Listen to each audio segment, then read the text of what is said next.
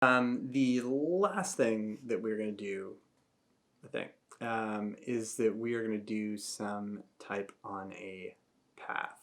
Now, I know what you're thinking, oh my god, another one of these brass things. I'm going to gouge my eyes out of my head with a melon baller. Don't do it.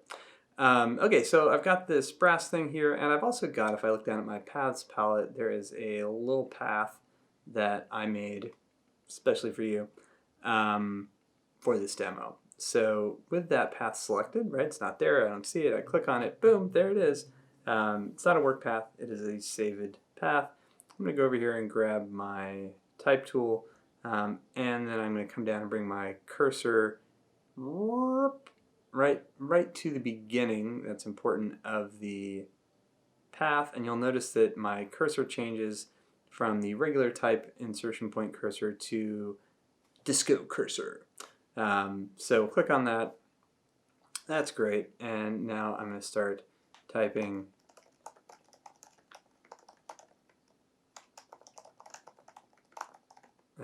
Okay, so you may be thinking to yourself, Brad, where's all your typing? It's missing. Well, let's check the first thing we can do, which is make it small, right? Because it was probably pretty big, and if it's too big, we're not going to be able to see it. So I changed it down from 100 point or something to a 9-point font, and now I do see a piece of text. So that's a good sign. What I need to do, if I come over here to this piece of text, you'll notice that there are these three sort of cursor things. And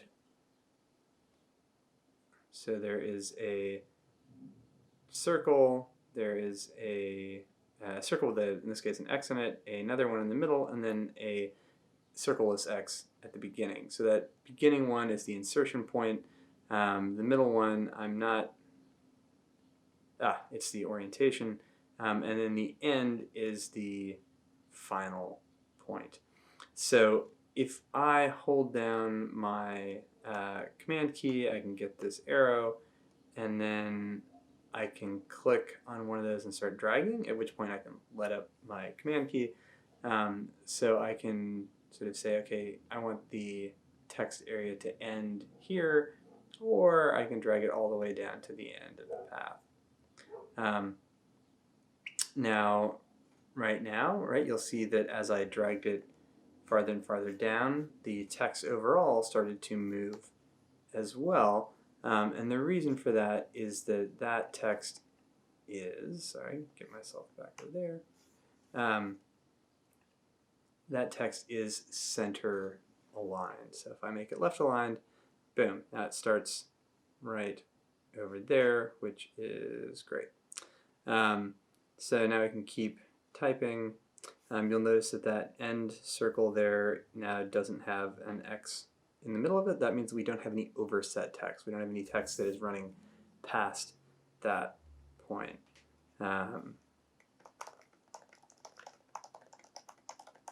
Right, so as I type more and more and more, eventually I overrun that point again, and I'll have to go down here, Command, click, and drag to move that further down.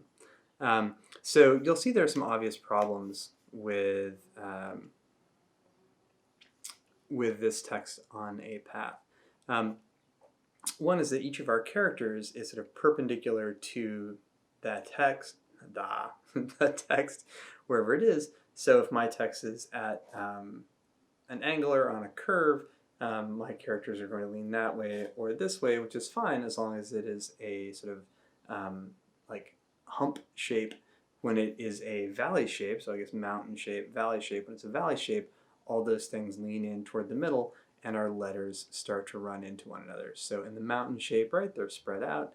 In the valley shape, they are colliding. And when we have a V-shape valley like this right here, then the collisions are more extreme. So you may have to add some spaces in there. If you do that, make sure you put all the text in first, because now if I went in and added some other spaces over here or added some more text, I'm going to screw up any adjustments I did later on down the line.